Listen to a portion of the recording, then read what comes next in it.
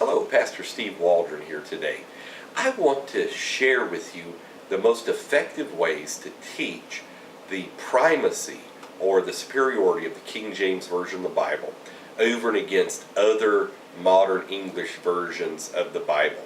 The first way I have found is almost every modern translation is based on the Nestle's Island 26th, 27th, 28th text. So it is going to excise many, many thousands of words from the text. It's going to be greatly shorter.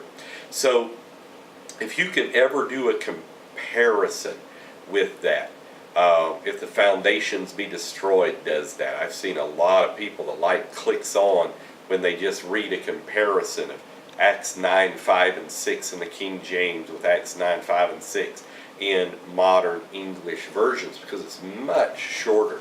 And Matthew 12:47, Matthew 17:21, Matthew 18:11, Matthew 23:14, Mark 9:44 and 46, and on and so forth. John 5:4, Acts 8:37. You just go down the list and the different changes. There's actually a great little tract called the Bible Comparison Chart by Terry Watkins that really helps out in that. So a comparison helps. Now, if you're dealing with like the New King James or the MEV or something, then you would have to get into specificity of the translation. And usually they don't carry the Hebrew and Greek over, singular, plural, thee, thou, singular, ye, you, plural, and some other, like, the New King James tries to hold on to unconditional eternal security. It's like in 1 Corinthians 7 when it says it's better to marry than to burn. Well, they go ahead and put in italics, in lust, instead of, maybe the implication is in hell. And so different things such as that. So, but by and large, most of the best-selling Bibles other than the King James would be from the New Text base, which, and the more you study, the more you even find things in the Old Testament that are either deleted, mistranslated, or conflated. Secondly, is if you can go into the superiority of the translators. It is really impossible to do an objective study of the scholarship of the King James translators and not come away and do a detailed in-depth, not one of these I'm going to hurry through and spend a few weeks on this, but a detailed study like Opfel's book and McClure's book on the translators revived, all of this, and their brilliance, their incredible command they had of the English language, like Lancelot Andrews knowing 21 languages, and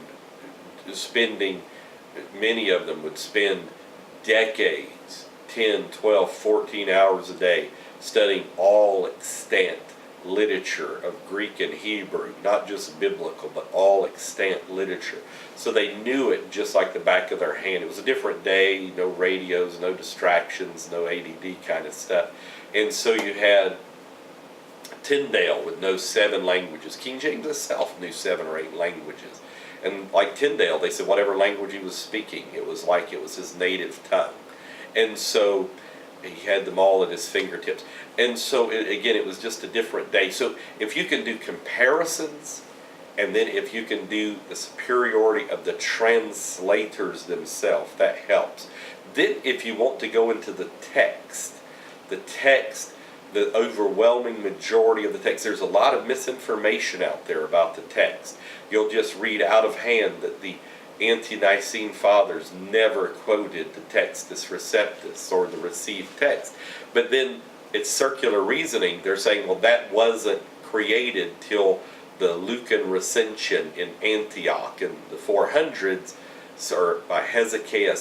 So there was no way for them to quote it, even though it matches up. Burgon went through 85,000 different quotations and did a comparison, and so it's overwhelming that the earliest and the pre-Nicene text had a huge thing with what was later the King James text, and it went all around the world. It's the majority of hundreds of languages, ancient languages, all around the world. And then the papyrus, again, they would use the circular reasoning.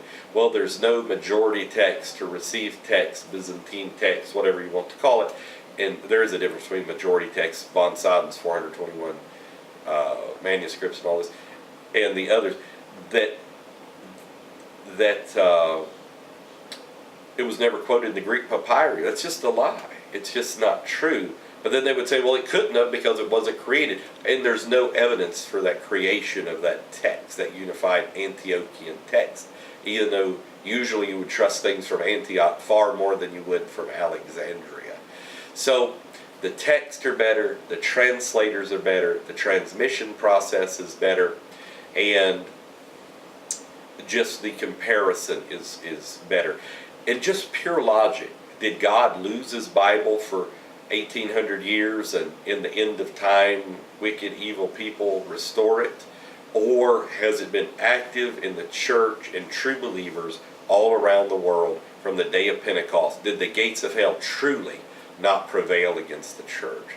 So I hope this helps. Just a few tips on how to best present the superiority of the King James Version over modern English Bible translations. God bless you today.